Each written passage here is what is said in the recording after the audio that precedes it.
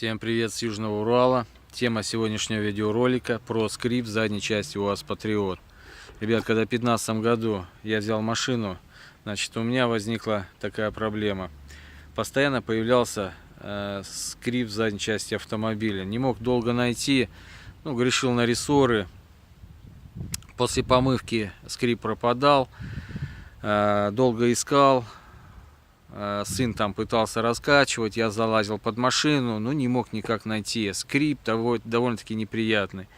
Значит, оказалось довольно-таки элементарно просто. Ребят, очень легко лечится. Значит, может быть, кому-то этот совет пригодится, поможет. Я буду очень рад. В новых машинах вроде как этого быть не должно, потому что там изменили количество этих кронштейнов. Ну, в общем, собственно, я сейчас покажу. Так, вот смотрите. Здесь находится кронштейн, в задней части их два штуки. Вот один, и вот здесь вот второй кронштейн. Вот он сам есть. Значит, крепится он к кузову двумя болтами на 17, под ключ на 17. И здесь он имеет упор, резиновая втулка на металлической заклепке. Значит, из-за чего появлялся скрип. Так как кузов автомобиля прикреплен к раме через подушки, то есть это все подвижно, то при вибрации, каких-то колебаниях, значит, эта металлическая втулка, металлическая заклепка продавливает резиновую втулку и начинает тереться о раму. Что, собственно, я сделал? Сейчас я вам покажу.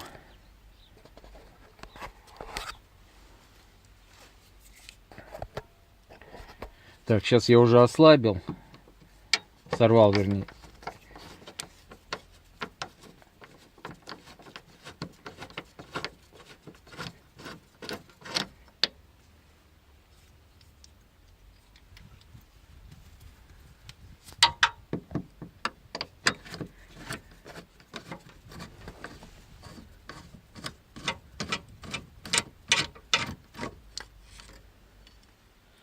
Так, открутили. Так, смотрите, что. Вот он кронштейн. Вот он кронштейн. Я просто подобрал крышку полиэтиленовую от канистры. Вот видите, обычная полиэтиленовая крышка с резьбой.